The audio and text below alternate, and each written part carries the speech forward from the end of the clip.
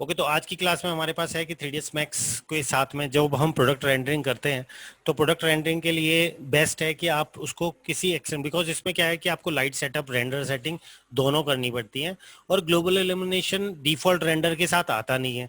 Mental रे की settings बहुत सारी हैं जिसमें कॉम्प्लिकेशंस आ सकते हैं। वीरे थोड़ा सा बिल्कुल अलग पार्टी हो जाता है। तो उसके लिए क्या है कि आप प्रोडक्ट, क्योंकि आप सब एडवर्टाइजिंग के स्टूडेंट हो, तो आपको मेनली प्रोडक्ट्स को रेंडरिंग करनी होगी और उसकी ज़्यादा से ज़्यादा आपको 360 या छोटी मोटी एनिमेशन बनानी होगी। तो उन सबको रेंडर करने के लिए आप यूज़ कर सकते हो कीशॉट। कीशॉट एक तरीके का रेंडर इंजन ही है, जो हम रेंडर प्लगइन की तरीके से भी बोल सकते हैं इसको। और ऑलमोस्ट 3D मैक्स जैसा ही है, मतलब हम समझ सकते हैं कि जो अगर 3D के स्टूडेंट्स हैं तो इस पूरे पैनल को बहुत आराम से आप समझ सकते हो। इसमें बहुत इजी वे है सारा कुछ काम करने का। तो सबसे पहले तो बात करते हैं, एक तो ये जीपीयू पे काम करता है, तो जितना अच्छा आपका ग्राफिक कार्ड होगा उतना ही फास्ट काम भी होगा, रेंडर टाइम भी, और चीज भी जल्दी से, मतलब आपको प्रीव्यू दिख जाएगा। Yes sir. तो कीशॉट जब हम ओपन करते हैं तो कीशॉट ओपन करते ही हमारे को कुछ इस तरीके का यूजर इंटरफेस दिखता है इसके अंदर। और इसको हम पहले बेसिक वर्क स्पेस देख लेते हैं कि वर्क स्पेस किस तरीके से, कि कोई भी चीज़ हम यहाँ पे इंपोर्ट करेंगे तो कुछ फॉर्मेट्स ही हैं जिन फॉर्मेट्स को ये सपोर्ट करता है।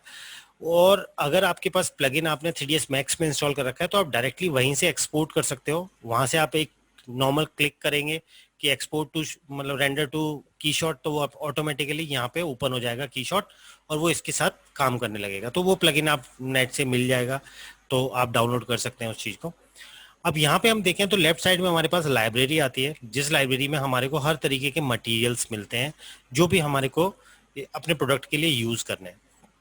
उसके बाद उन्हीं मटेरियल की प्रॉपर्टीज प्लस एनवायरनमेंट की प्रॉपर्टीज है, जिन एनवायरनमेंट प्रॉपर्टीज को हम इसके साथ यूज कर सकते हैं। ऊपर हमारे पास जैसे हम वर्क स्पेस देख रहे हैं तो यहाँ स्टार्टअप है, तो यहाँ पे आप चेंज कर सकते हैं कि जैसे हमने बोला डिफॉल्ट, तो ये आपका डिफॉल्ट आ गया। और अगर हम यहाँ से मटेरियल चेंज करने वाले हैं, मटेरियल के साथ काम करने वाले हैं, तो आप मटेरियल एडिटर भी ओपन कर सकते हैं कि आप यहाँ से मटेरियल जैसे ही अप्लाई करेंगे तो उसकी प्रॉपर्टीज यहाँ आ जाएंगी।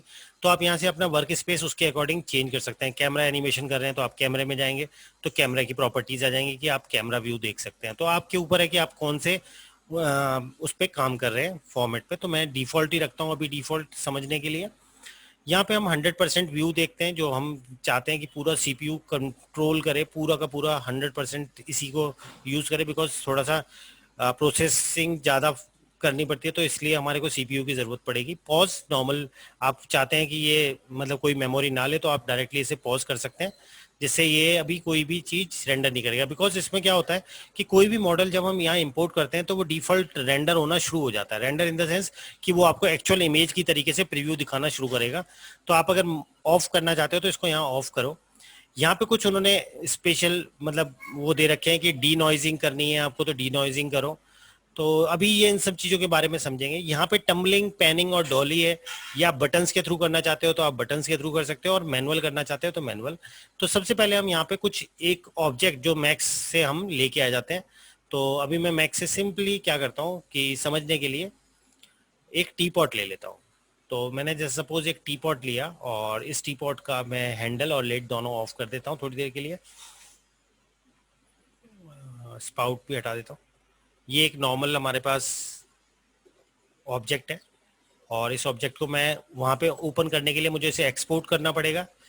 एक्सपोर्ट सिलेक्टेड, और आप इसको किसी भी फॉर्मेट में, फॉर्मेट कौन कौन से आप ले सकते हो, ओबीजे ले सकते हो, 3ds मैक्स भी ले सकते हो, और एफबीएक्स सबसे ज़्यादा प्रेफरेबल होता है कि आप इसमें मतलब ऑब्जेक्ट सेटिंग्स है वो, मतलब सारे अलग अलग इंडिविजुअल ऑब्जेक्ट मिल जाती है, वरना वो ओबीजे लोगे तो वो सब पे एक साथ ही मटेरियल अप्लाई करेगा।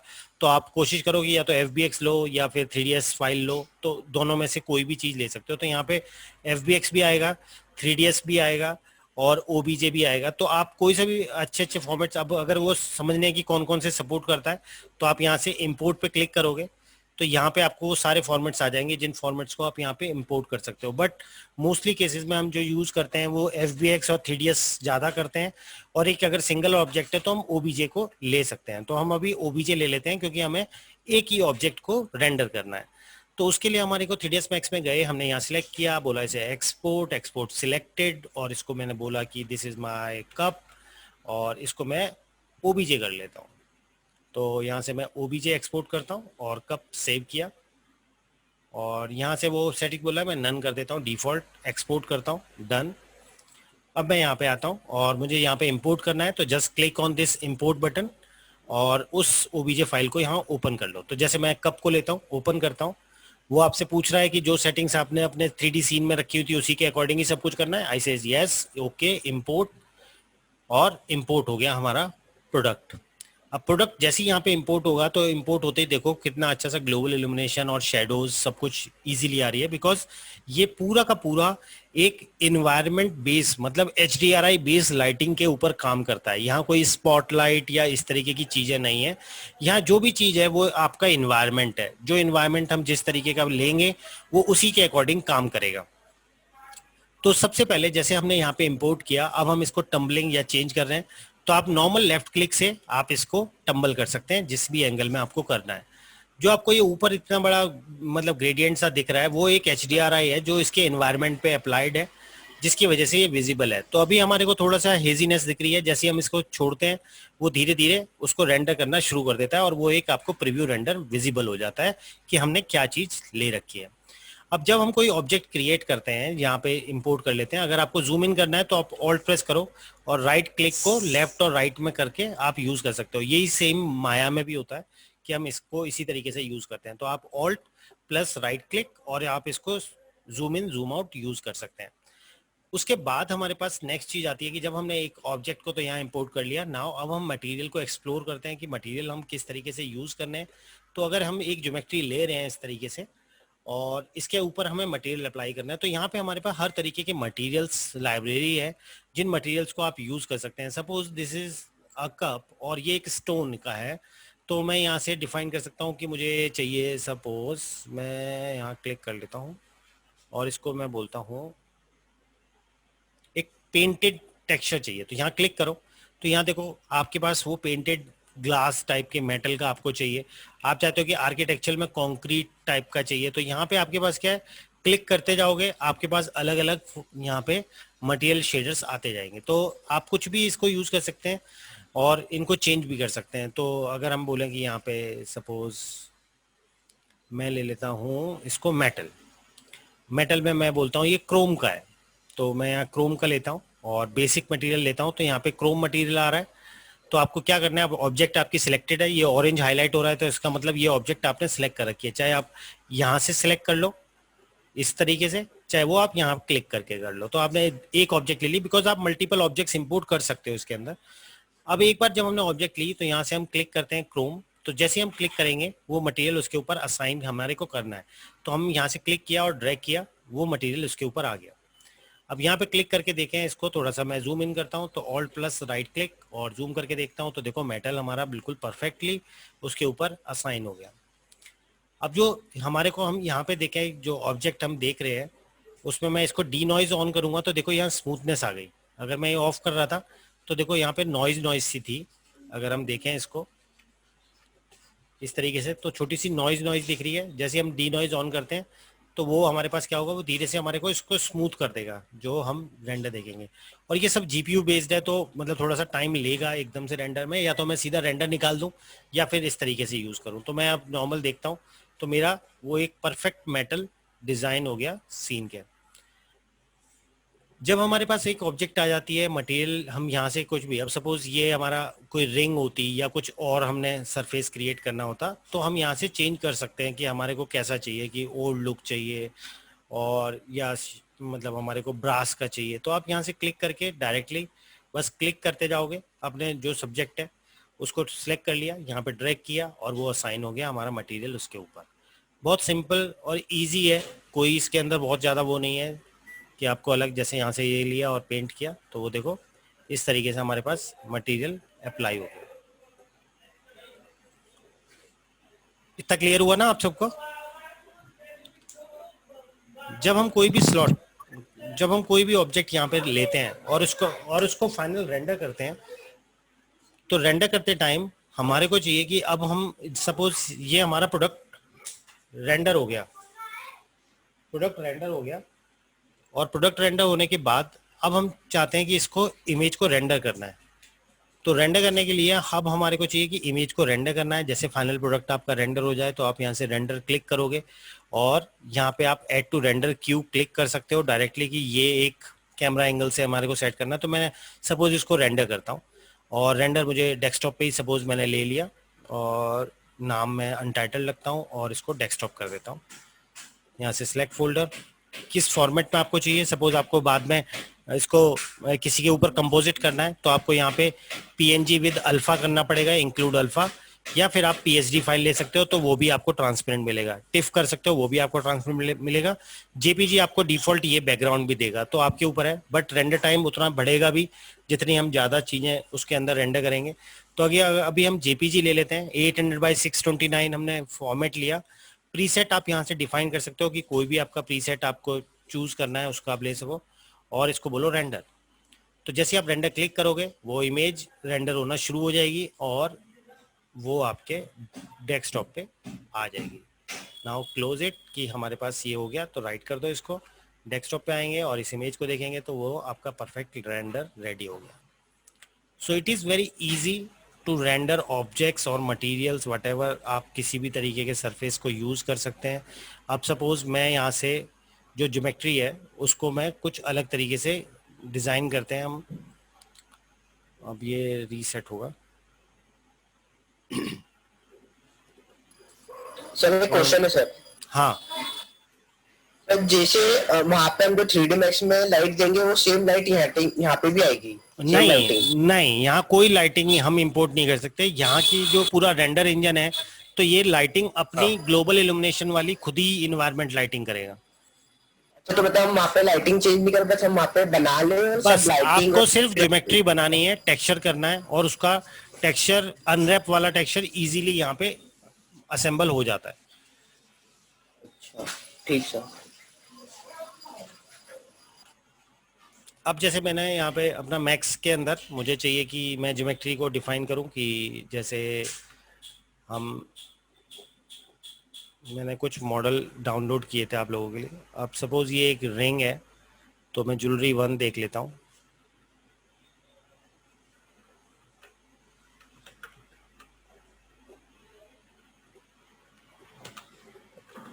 तो ये एक सिंपल रिंग है जो मैंने डाउनलोड की है, और मैं इफेक्ट पे पाइवट सेंटर टू ऑब्जेक्ट कर लेता हूँ, पॉली में कन्वर्ट कर लेता हूँ, और ये बहुत छोटी सी है तो मैं इसको थोड़ा सा स्केल रखता हूँ और थोड़ा सा इस पर स्मूथ डाल देता हूँ जिससे उसके अंदर स्मूथनेस आ जाए।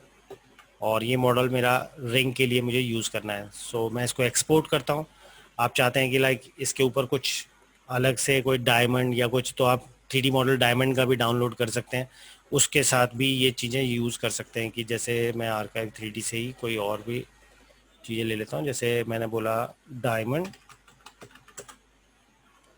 और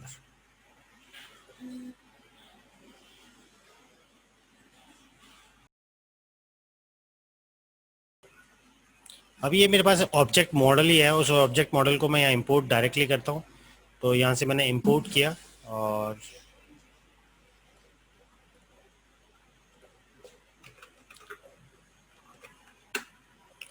इस मॉडल को मैं डायरेक्टली इंपोर्ट करता हूँ इस तरीके से। ये आप 3D में भी बना ही सकते थे। अब ये हमारे पास सिंपली ये क्लिक हो गया हमारे पास ज्योमेट्री।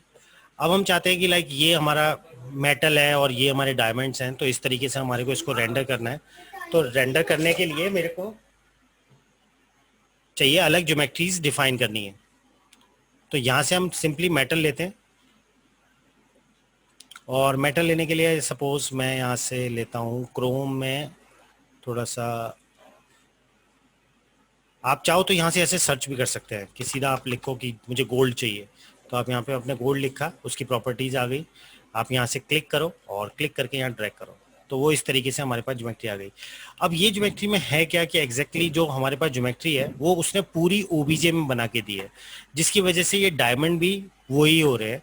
तो हमारे को चाहिए कि हमें मैक्स में इसको थोड़ा सा ठीक करना पड़ेगा। तो अब अगर हम डाउनलोड मॉडल यूज़ कर रहे हैं तो हमारे को इस चीज़ का ध्यान रखना है कि आप अपने ऑब्जेक्ट को पहले से ही एग्जैक्ट सही करो। कि जैसे मैं अब इसको मूव करूँ तो पूरा एक है, तो आप यहाँ मॉडिफाई में जाओगे, कन्वर्ट पॉली करोगे इसको, तो अल्टीमेटली हमारे पास यहाँ इंडिविजुअली आप इसे पिक कर सकते हैं। तो ये देखो, ये एक ऑब्जेक्ट अलग हो जाएगी और ये ऑब्जेक्ट अलग है, तो I can detach this so just click on this और डिटैच द रिंग। सो मैंने इसको बोला दिस इज माई रिंग, और now my diamond is in different layer, और ये एक हमारे पास जो मेटल है वो डिफरेंट लेयर में हो गई। अब मैंने इन दोनों को सिलेक्ट किया, और अब मैं एक्सपोर्ट किस में करूँगा, या तो FBX में या किसी और फॉर्मेट में जिसमें ये इंडिविजुअली सेपरेसी रहे, कि जो भी सेपरेट कर रहे हैं वो सेपरेट रहे हैं ऑब्जेक्ट। तो मैं अब इसको रिंग करके FBX सेव करता हूँ, डिफॉल्ट सेटिंग ही रखता हूँ, ओके किया, ओके। नाउ की शॉट, और मैं अब यहाँ पे एक न्यू फाइल लेता हूँ, मैं ये नहीं चाहता हूँ। नाउ फाइल, यहाँ से आप इंपोर्ट डायरेक्टली क्लिक कर सकते हो, डेस्कटॉप पे आते हैं और उस मॉडल को जो रिंग है हमने उस FBX को ओपन किया। तो जैसे ही हमने ओपन किया वो यहाँ पे आएगा। अब हम यहाँ देखें तो यहाँ पे हमारे पास जो ऑब्जेक्ट होंगी वो आप इंडिविजुअली क्लिक करके देखेंगे तो वो दोनों अलग अलग हैं। तो you can change the material for both the objects, की लाइक आप इसको अलग चाहते हैं और इनको आप डायमंड चाहते हैं। तो मैं यहाँ पे सिंपली इसको लिखता हूँ डायमंड। तो यहाँ पे हमारे पास जेम स्टोन, डायमंड्स, इस तरीके की चीज़ें आ रही हैं। तो मैं सिंपली इसको लेता हूँ और ड्रैग करता हूँ, तो देखो वहाँ पे वो पूरा डायमंड लोग क्रिएट हो गई। सब कुछ आपको कुछ नहीं करना है, आपको जस्ट ड्रैग एंड ड्रॉप करना है और वो सीन उस तरीके से डिज़ाइन हो जाएगा। अब जैसे ये एक हमारे पास मेटल ऑब्जेक्ट हमने डिज़ाइन किया और डायमंड हमने प्लेस किया। अब सपोज मैं चाहता हूँ मुझे इसकी लाइटिंग चेंज करनी है या फिर मुझे इसका कलरिंग चेंज करनी है, तो मैं क्या कर सकता हूँ कि मैं इसको क्लिक करूँगा अपनी ज्योमेट्री को, तो डबल क्लिक करूँगा तो यहाँ पे प्रॉपर्टीज़ आ जाएंगी, मटेरियल प्रॉपर्टीज़। अभी हमने 24 कैरेट ब्रश 90 डिग्री फॉर्मेट में ये एक उसका प्रीसेट यूज़ किया है। तो अगर आपको अब चाहते हैं कि इसमें कुछ चेंजेस करने हैं या कोई टेक्सचर नया करना है तो आप यहाँ से सारी चीज़ें चेंज कर सकते हैं। तो अभी हम यहाँ पे जो हमने बिकॉज प्रीसेट यूज़ किया है उसके अकॉर्डिंग, तो यहाँ मटेरियल ग्राफ अगर हमने ओपन किया तो देख लो कि इसके अंदर हमने इस तरीके का ब्रश्ड मटेरियल डाल रखा है जो बम्प उसको क्रिएट कर रहा है उसके अंदर। तो हम यहाँ से देखेंगे तो वही जो हम मैक्स में देखते थे वही सेम चीज़ यहाँ पे है, उसी तरीके से यूज़ कर रहे हैं। तो कलर, हमने यहाँ पे कलर पे डबल क्लिक करते हैं तो यहाँ पे कलर की प्रॉपर्टीज़ हमारे पास आ जाएंगी।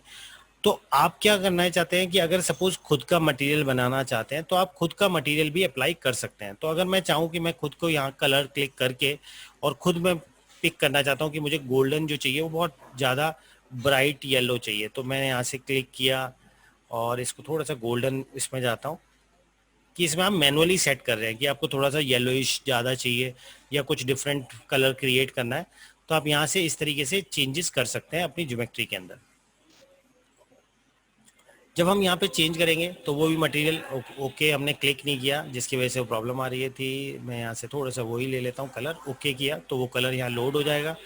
आप चाहते हैं जो टेक्सचर जो हमारे पास यहाँ बम्प आ रहा है, मतलब अगर मैं इसको जूम करूँ तो इसके अंदर क्या है, देखो छोटे छोटे रैशेज से क्रिएट हो रहे हैं।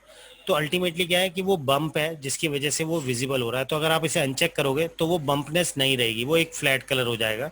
तो अगर आप चाहते हैं तो आप रखो, कम चाहते हैं बम्प की हाइट तो आप यहाँ से कम या ज़्यादा दोनों चीज़ें डिफाइन कर सकते हैं। तो उसी अकॉर्डिंग उसके ऊपर वो टेक्सचर ज़्यादा बम्प क्रिएट करेगा। तो मैं अगर सिंपल बोलूँ कि मुझे नहीं, मुझे फ्लैट मटेरियल ही चाहिए, तो मैं यहाँ से मेटल लेता हूँ जब, और यहाँ पे मैं इसको लेता हूँ सपोज गोल्ड में ही सिंपल फ्लैट। हाँ ये बिल्कुल प्लेन है, तो मैं इस प्लेन को लेता हूँ तो देखो बिल्कुल फ्लैट कलर्स हमारे को विजिबल होंगे और यहाँ डिफाइन कर सकते हैं। अब जब हमने जिस भी एंगल से हम देखेंगे उस एंगल से वो पूरा आपको चारों तरफ इक्वली दिखेगा जो भी हम क्रिएट कर रहे हैं, उसकी शेडोज और वो सब कुछ आपको, अगर आप चाहते हैं PNG रेंडर करना तो आप PNG रेंडर कर सकते हैं। एक बार जब हमने रिंग रेंडर कर ली, अब उसके बाद हम चाहते हैं कि सपोज कैमरा अभी हमारा फ्री कैमरा है कि हम खुद सेट करते हैं, तो आप चाहते हैं कि नहीं मेरे को एक पर्टिकुलर कैमरे के अकॉर्डिंग ही चाहिए, तो आप यहाँ से सिलेक्ट कर सकते हैं कि आप इस यहाँ से चेंज करना चाहते हैं तो आप मैनुअली चेंज कर सकते हैं कि आपको कैसा चाहिए। तो आपको इंक्लिनेशन नीचे की तरफ या ऊपर की तरफ करना है, या फिर आपको रोटेट करना है, या फिर आपको दूर करना है, तो वो तीनों चेंजेस आपके पास यहाँ पे ऑप्शन है कि आप कैसा करना चाहते हैं। अगर हम चाहते हैं कि लाइक नहीं मुझे एक नया कैमरा डिज़ाइन करना है और इस कैमरे की प्रॉपर्टीज़ अब अलग, तो आप क्या प्रीसेट बनाएंगे कि जैसे यहाँ पे हम इस प्रीसेट को क्लिक करते हैं, फिर इसको हम थोड़ा सा ऐसा डिस्टेंस ले लेते हैं और ऐसा चेंज कर लेते हैं। फिर मैंने एक और न्यू कैमरा लिया, इसको मैं थोड़ा सा अलग कर लेता हूँ। तो आप यहाँ पे क्लिक करेंगे तो आपके कैमरा प्रीसेट्स अलग अलग सेव कर सकते हैं कि मतलब एक ही चीज़ को आप मल्टीपल वे में देखना चाहते हैं, कुछ डिज़ाइन करना चाहते हैं तो वो चीज़ कर सकते हैं। ऑर्थोग्राफिक मतलब फ्लैट चाहिए बिल्कुल, मतलब जिसमें आपको पर्सपेक्टिव नहीं रहेगा। पर्सपेक्टिव में आपके पास यहाँ बड़ी रिंग यहाँ छोटी हो रही है तो वो एक पर्सपेक्टिव वे में दिखेगा। अगर आप ऑर्थोग्राफिक करोगे तो वो बिल्कुल फ्लैट ही दिखेगा, जो एग्जैक्ट इधर है उतना ही एग्जैक्ट उधर रहेगा। तो वो आपके ऊपर है। आपको पेनोरमिक, मतलब अगर हम चाहते हैं कि इसको चारों तरफ रेंडर करके वो बंदा देखेगा इस मॉडल को, तो आप पेनोरमिक भी रेंडर कर सकते हैं, बट अभी हम पर्सपेक्टिव ही देखते हैं। बहुत सारी सेटिंग्स हैं, आप एक्सप्लोर करोगे आपको बहुत सारी चीज़ें इसके अंदर मिलेंगी। जिस तरीके से अगर हम मटेरियल को चेंज कर रहे हैं उस तरीके से हम एनवायरनमेंट को भी चेंज कर सकते हैं। एनवायरनमेंट बेसिकली क्या करता है, हमारा पूरा लाइट है एक तरीके से, जो आपको यहाँ पे ये वाइटनेस दिख रही है, तो ये सब क्या है आपके एनवायरनमेंट का, जो ये जो हम यहाँ देख रहे हैं ये एक तरीके का स्फेरिकली इसके ऊपर रैप्ड है, जिससे लाइट प्रोड्यूस हो रही है और इसके ऊपर एक ग्लोबल लाइट पड़ रही है। लेकिन कई केसेस में प्रॉब्लम आती है, जैसे अगर अभी देखने में एक लेमैन के लिए तो ठीक है कि एक ज्वेलरी लग रही है, लेकिन कई बार हमारे को चेंजेस करने पड़ते हैं क्योंकि इन्वायरमेंट ऐसा नहीं, वो बोले कि मेरे को ये चीज शार्प चाहिए, तो उस केस में हम क्या करेंगे, उस केस में हम यहाँ से HDRI चेंज करेंगे और HDRI को ही हम एडिट भी कर सकते हैं। तो अगर मैं यहाँ क्लिक करता हूँ जो हमारे पास इन्वायरमेंट है, तो यहाँ पे आपके पास सेटिंग्स आती हैं कि इन्वायरमेंट की, कि हम इस इन्वायरमेंट को कैसा मतलब एडिट करना चाहते हैं। तो आप चाहो तो ओपन करके आपके पास यहाँ पे HDRI मिलेंगी इसकी की शॉट की। तो यहाँ से एनवायरनमेंट ओपन करो और एनवायरनमेंट में यहाँ पे आपको बहुत सारे तरीके के एनवायरनमेंट्स दे रखे हैं इन्होंने, कि इंटीरियर की रेंडरिंग है या कैसी है, तो आप यहाँ से क्लिक कर सकते हैं। तो सपोज मैं यहाँ से हॉलवे डे लाइट लेता हूँ, ओपन करता हूँ, तो देखो यहाँ पे वो इस तरीके, देखो आपकी लाइट अब इस तरीके की हो गई जिस तरीके का हमने एनवायरनमेंट लिया। अब इन्वायरमेंट में लगता है कि यार डायमंड तो मुझे अच्छे लग रहे हैं, लेकिन प्रॉब्लम ये है कि मेरे को डायमंड में थोड़ी सी और इसके अंदर लाइट होनी चाहिए थी।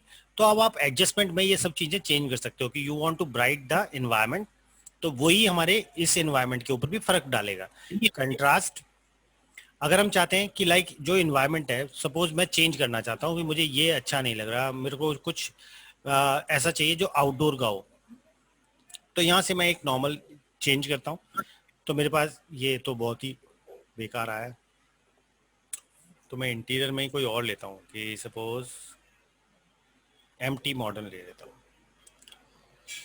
हाँ ये ठीक है, लेकिन यहाँ पे ग्रे हो गया बिकॉज उसका एनवायरनमेंट ये वाला रिफ्लेक्शन हो सकता है यहाँ पे आ रहा हो। तो आप क्या कर सकते हो कि जैसे ये जो हम इंक्रीज और डिक्रीज कर रहे हैं अपने सीन में, अब यहाँ पे आप इसको ट्रांसफॉर्म खोलो। ट्रांसफॉर्म में आपके पास आएगा कि आप इसको साइज जो ओवरऑल इमेज है उसको आप इंक्रीज कर सकते हो, प्लस रोटेशन, यहाँ से हम जब रोटेट करते हैं तो रोटेट करते टाइम आपके पास जो ज्योमेट्री होगी उस ज्योमेट्री के अकॉर्डिंग आप इसको रोटेट करते जाओगे, रिफ्लेक्शन उतना ही चेंज होता जाएगा। तो अल्टीमेटली हमारे को जो लाइट सेटिंग है वो हम इन्हीं चीज़ों को चेंज कर सकते हैं कि आपको जैसे जैसे आप इन्वायरमेंट चेंज करोगे आपके उस सीन के ऊपर वैसा ही इफेक्ट अलग अलग आता जाएगा। तो हम जो यहाँ से पिक करेंगे रिफ्लेक्शंस, उसी तरीके की इन्वायरमेंट प्रॉपर्टीज वहाँ पे लोड हो जाएंगी। तो आपका जैसा ऑब्जेक्ट है आप उसी तरीके की अपनी चीज़ों को क्रिएट कर सकते हो ज्योमेट्री के साथ और HDRI के साथ।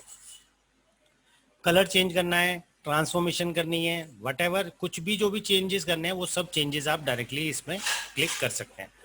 तो ये तो हुई कि डिफ़ॉल्ट हम अपने एनवायरनमेंट की कैसे प्रॉपर्टीज चेंज करनी है और ऑब्जेक्ट्स क्रिएट करने हैं। तो यहाँ से मैं इसको दोबारा डिस्कार्ड करता हूँ तो वो डिफ़ॉल्ट पोजीशन पे आ जाएगा। इंपोर्ट करना, तो आप मैं एक बार आपको फिर से बता रहा हूँ पूरा। यहाँ से आपने रिंग वो आपने मैक्स में पहले से ही FBX बनाई है, जो अलग अलग ऑब्जेक्ट्स चाहिए हमें। यहाँ से आप कोई भी कलर ले सकते हो जो भी आपको चाहिए, कि लाइक मैं इसको बोलूँ क्रोम, और क्रोम में मैं सिंपल फ्लैट कलर जाता हूँ। तो यहाँ से आपने क्लिक किया, यहाँ ड्रैग किया, आप चाहते हैं डायमंड या स्टोन व्हाटएवर, तो मैं यहाँ से स्टोन ले लेता हूँ। और स्टोन में सपोज रेड या एमराल्ड थोड़ा सा स्क्रीनिश चाहता हूँ, तो मैंने यहाँ से इस तरीके से कलर चेंज किया। आपको इन्वायरमेंट प्रॉपर्टी चेंज करनी है, डबल क्लिक, आप चाहते हैं कि यहाँ से इसका जो डिस्टेंस और रिफ्रैक्शन है वो ज़्यादा चाहिए कम चाहिए, तो वही डायमंड के अकॉर्डिंग वो अंदर देखोगे तो वो चेंजेस आने शुरू हो जाएंगे। कितना आपको इंडेक्स ऑफ रिफ्रैक्शन काम कर रहा है, 0 तो नॉर्मल फ्लैट होता है, तो हम जैसा रिफ्रैक्शन देंगे उतना ही उसके अंदर जो एजेस होंगी वो एक दूसरे के अंदर ब्लेंड होना शुरू हो जाएंगी। तो आपका रिफ्रैक्शन इंडेक्स यहाँ पे आप और अच्छे से समझ सकते हो। कलर आप चाहते हैं कि थोड़ा डार्क ग्रीन अच्छा रहेगा, तो मैं यहाँ से डार्क ग्रीन कर सकता हूँ अपने उस एनवायरनमेंट के अकॉर्डिंग। और मैं चाहता हूँ कि इसमें रफनेस आए, तो आप रफनेस इंक्रीज कर सकते हो, तो नॉइज़ आ जाएगी, तो आप चाहते हो तो रखो, नहीं तो कोई ज़रूरत नहीं है इसके सीन के अंदर। और कैमरा आपको मैंने बता ही दिया, आप न्यू कैमरा क्रिएट करके अलग अलग पोजेस डिफाइन कर सकते हो। इन्वायरमेंट में आप लाइटिंग चेंज कर सकते हो कि आप लाइटिंग का एंगल कैसा रखना चाहते हैं, आप उसकी साइज़ को बड़ा करना चाहते हैं, छोटा करना चाहते हैं, तो आप उसके अकॉर्डिंग इन्वायरमेंट उतना ही छोटा और डिफरेंट हो जाएगा। आप उसमें अब आपके साथ फ़ायदा इसमें ये भी है कि आप पीछे बैकग्राउंड भी बना सकते हो कि आप यहाँ से बैकग्राउंड, अभी लाइटिंग कलर आ रहा है, जो लाइट कलर है वो दिख रहा है, आप बैकग्राउंड इमेज चेंज कर सकते हो कि सपोज आपको ये किसी ऐसी जगह पे रखना है जो मतलब केसिंग हो। तो सपोज अगर मैं बोलूँ कि मैंने यहाँ से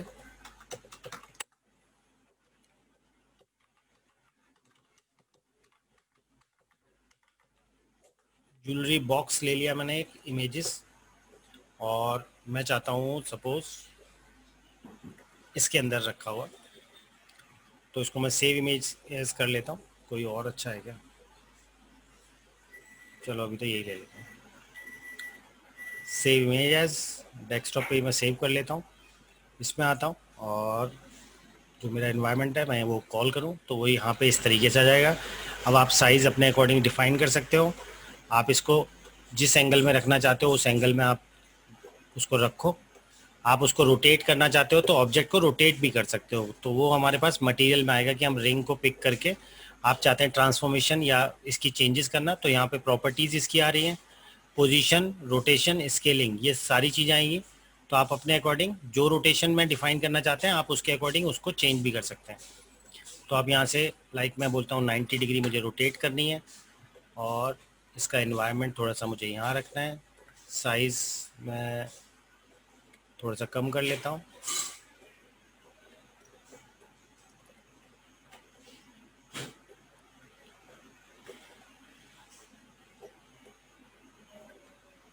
तो मतलब एक तरीके का फेक सेटिंग कर रहे हैं, और इस तरीके से जैसे आपने उसको प्लेस कर लिया, आपको लगता है कि उसके मटेरियल में या टेक्सचर में कुछ हमारे को इन्वायरमेंट बिकॉज हमने लिटा दिया है तो इन्वायरमेंट पे रिफ्लेक्शन भी डिफरेंट हो गया होगा, तो आप यहाँ से चेंज करके उसका रिफ्लेक्शन चेंज कर सकते हैं। थोड़ा ब्राइट चाहिए हमारे को उसके ऊपर, तो हम यहाँ से ब्राइट चमक कर लेते हैं, कंट्रास्ट भी थोड़ी सी ज़्यादा रख लेते हैं जिससे उसके ऊपर रिजल्ट आ जाए। और इन्वायरमेंट फिर आपके ऊपर भी है कि इन्वायरमेंट को हम कैसा चाहते हैं, आप यहाँ से रोटेट करोगे तो उसी तरीके का रिफ्लेक्शन भी उसके ऊपर चेंज होगा। और मैं स्टोन भी डायमंड नॉर्मल रख लेता हूँ। इतना लेने के बाद आप यहाँ से रेंडर में जाएंगे और रेंडर में जाके सिंपल रेंडर क्लिक करेंगे, और मैं इसको अनटाइटल्ड ही रखता हूँ। अभी डेस्कटॉप पे ले लेता हूँ रेंडर, तो डिफ़ॉल्ट वो इस इमेज के साथ में रेंडर हो जाएगा, क्योंकि वो ग्लोबल इल्यूमिनेशन, फाइनल गैदरिंग सब कुछ करता है तो थोड़ा सा टाइम भी लेगा। अगर हम ज़्यादा बड़ा रेंडर करते हैं तो यहाँ से राइट करो, और यहाँ राइट करने के बाद डबल क्लिक, तो वो इस तरीके से हम ज्योमेट्री को रेंडर कर सकते हैं। तो आप इस तरीके का प्रीव्यू भी डिफाइन कर सकते हैं। ठीक है, तो आज की क्लास में हम इतना ही रखते हैं, और फिर नेक्स्ट क्लास में हम इसको थोड़ा सा और डिटेल में करेंगे।